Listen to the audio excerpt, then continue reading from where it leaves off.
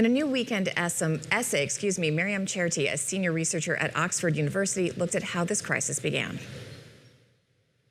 So much for joining us. If you could just explain, for those who are not familiar, what this territory is, who it has historically belonged to, and why it's contested, a little bit.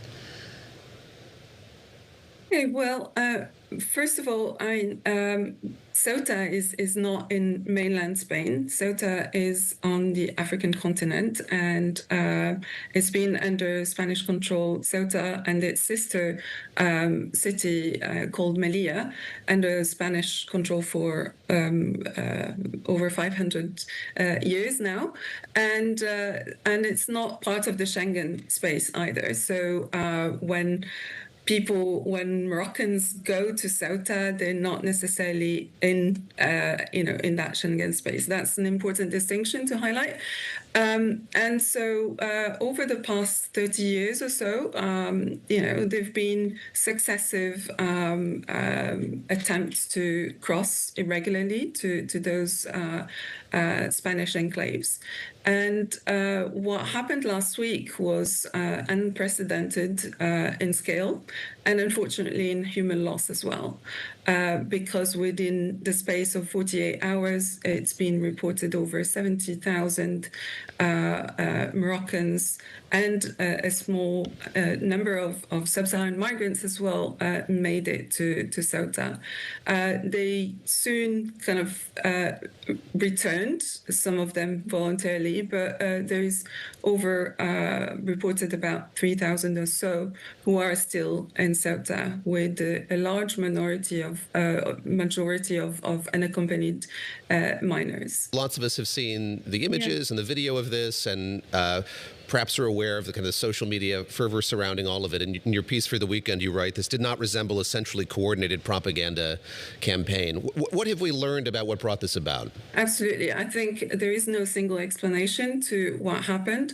Social media might have acted as a catalyst and helped synchronize kind of frustrations that already existed among those who've made that crossing in terms of unemployment, low wages, or limited mobility opportunities to go to Europe, or even to go to Ceuta, as previously was the case for the local population in Ceuta and Melilla, where locals were able to go for the day and come back without needing any visa or there was a kind of a local sort of arrangement. But unfortunately, since the pandemic, that mutual kind of agreement is no longer there, which meant that those successive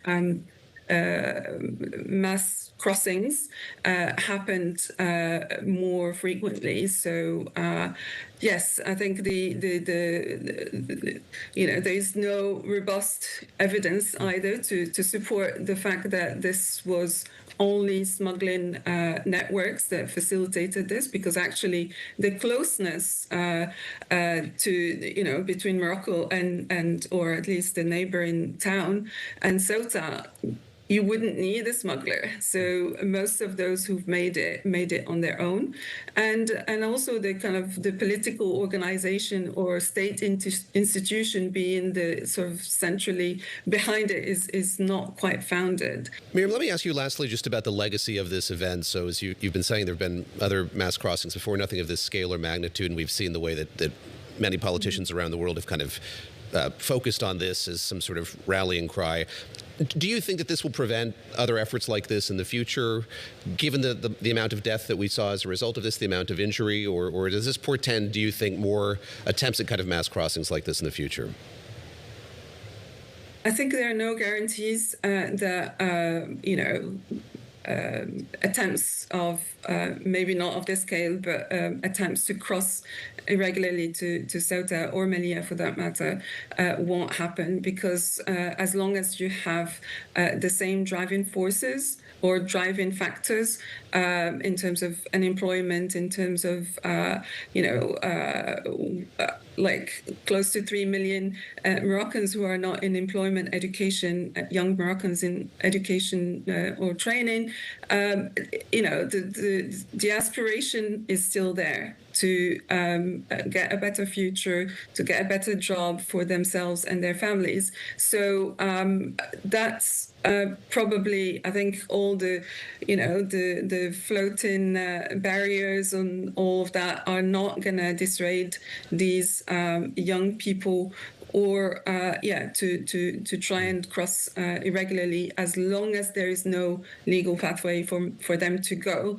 And the second thing, what I've noticed in terms of social media activity following the crossing is that there are two different types of new messaging going around. The first one is around those who've made it to Ceuta, narrating their experience, narrating how actually now that they've made it, probably it's not worth it.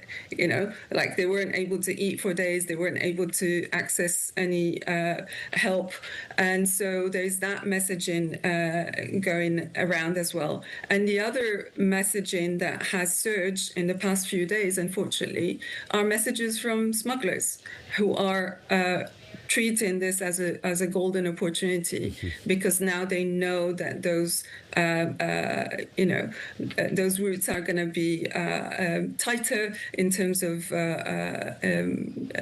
immigration enforcement. So that makes the opportunity for those migrants to cross on their own less likely. So they will have to get the help of a smuggler.